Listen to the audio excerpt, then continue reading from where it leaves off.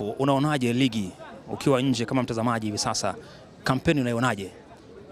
Kiukweli naangalia mechi nyingi naangalia.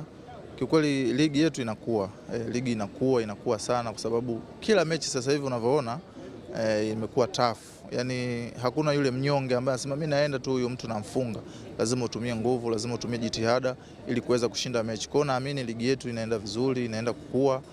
Wachezaji tunapambana na tunahitaji kufika sehemu fulani na ndio maana tunapambana. Kwa hiyo tuendelee hivi ili tuweze kufika mbali zaidi, basi tunahitaji kuwa na ligi bora. Kwa hiyo na si vijana wenzangu tuendelee kupambana ili tuweze kufikia malengo yale tuliyojiwekea. Watu wanauliza maswali, Mzize lini anarejea uwanjani?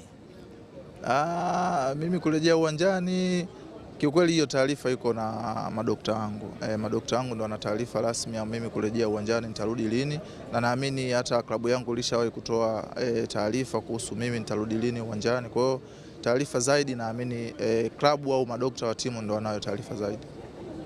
Kitu gani ambacho una miss hivi sasa?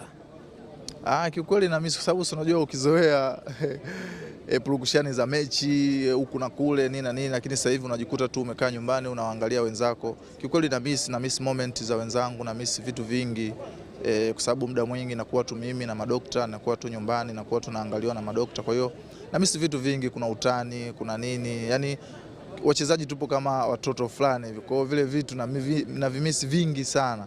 Lakini naamini inshallah nitarecover, nitarudi kuwa pamoja na wenzangu. Bwana, unaweza kukumbuka wakati ukisimama kucheza mpira na hivi sasa una kilo ngapi? Kwa sasa hivi kilo ambazo niko nazo kikweli sijaongeza kilo nyingi kwa sababu nimewekewa programu hata ya kula. Kuna vyakula nimeambiwa hivi hutakiwi kula kwa sasa hivi unatakiwa kula. Kwa hiyo sikuongeza kilo zozote zile kiukweli kwa sababu madokta wako karibu na mimi na wananiangalia muda wote. Nimezungumza naye kwa uchache zaidi hapa. Amepotea kwa muda mrefu katika